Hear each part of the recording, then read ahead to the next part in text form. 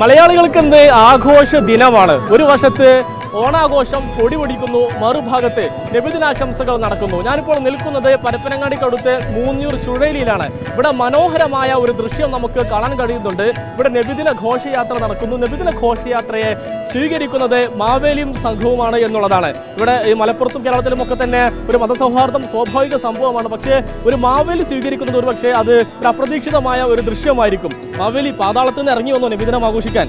അതെ അതെ അതെ അതെ അതെ സൗഹാർദ്ദത്തിന്റെ, നന്മയുടെ, സമൃദ്ധിയുടെ ഒരു പുതുമയുള്ള ഒരു ഓണം ഇനി മുതൽ ഈ കേരളക്കര ആകെ ഉണ്ടാകട്ടെ എന്നാണ് എൻ്റെ പ്രാർത്ഥന.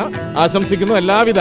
ഈ ഓണത്തിന് നബിദിനം കൂടെ ഒരുമിച്ച് വന്നപ്പോൾ അതെല്ലാവർക്കും വളരെയധികം സന്തോഷമാണ്. ഈ സന്തോഷം എന്നും നിലനിൽക്കട്ടെ. നമ്മളൊക്കെ ജീവനുള്ളിടത്തോളം കാലം ഇതേ സന്തോഷം, സാഹോദര്യം അത് ഒന്നും കൂടി ഇന്നു മുതൽ ഊട്ടി ഉറപ്പിക്കണം. സന്തോഷം സന്തോഷം. ഓണാശംസകൾ. ഒപ്പം എല്ലാവർക്കും നബിദിനാശംസകൾ. ഈ നബിദിനത്തിന്റെയും ഓണത്തിന്റെയും ഒക്കെ തന്നെ സന്ദേശം എന്താണോ അതിന്റെ ദൃശ്യമാണ് ഇവിടെ കാണാൻ കഴിയുന്നതല്ലേ? അതെ, തീർച്ചയായും ഈ വർഷത്തെ നബിദിനത്തിന് ഇരട്ടി സന്തോഷമുള്ളത്. ഒന്ന്, തിരുവസന്തത്തിൻ്റെ 1.5 സഹസ്രാബ്ദം 1500-ാം ജന്മദിനമാണ്. അതോടൊപ്പം തന്നെ ഓണവും ഒരുമിച്ച് വന്നു എന്നുള്ളതാണ്. നാട്ടിൻപുറങ്ങളിൽ ഉണ്ടായിക്കൊണ്ടിരിക്കുന്ന ഒരു സൗഹൃദത്തിൻ്റെ, പഴയകാലത്തെ സ്നേഹത്തിൻ്റെ, മനുഷ്യ സ്നേഹത്തിൻ്റെ ഒരു വലിയ സന്ദേശ നിർദ്ദേശനം കൂടിയാണ്. ശരിക്കും പഴയകാലത്തെ ആ ഒരു സ്നേഹം ശരിക്കും ഈ ഒരു ആഘോഷത്തിൽ നമുക്ക് കണ്ടെത്താൻ കഴിയും. അത് നിലനിൽക്കട്ടെ, സൗഹൃദം നിലനിൽക്കട്ടെ എന്നാണ് ഈ ഓണവും നബിദിനും ഒരുമിച്ച് വന്നപ്പോൾ ഉള്ള ഒരു വലിയ സന്ദേശം.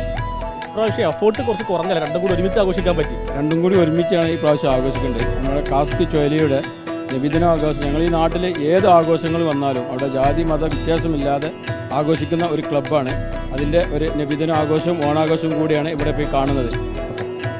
എന്താണ്, ഭയങ്കര സന്തോഷത്തിലാണല്ലോ എല്ലാവരും? വളരെ സന്തോഷത്തിലാണ്. കാരണം നമ്മുടെ ഈ പ്രദേശത്ത് ഇതാണ് ജാതി ഭേദമന്യേ വളരെ സൗഹൃദപരമായിട്ടാണ് എന്ത് ചെയ്യേണ്ടത് പോകുന്നത്.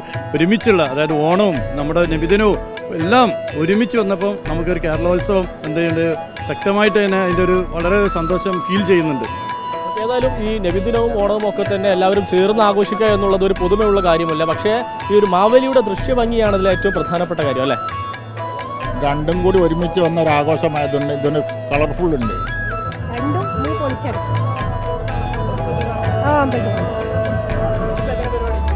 ഈ സദ്യ കുറച്ച് വീട്ടിലൊരു കുറച്ച് കാര്യങ്ങൾ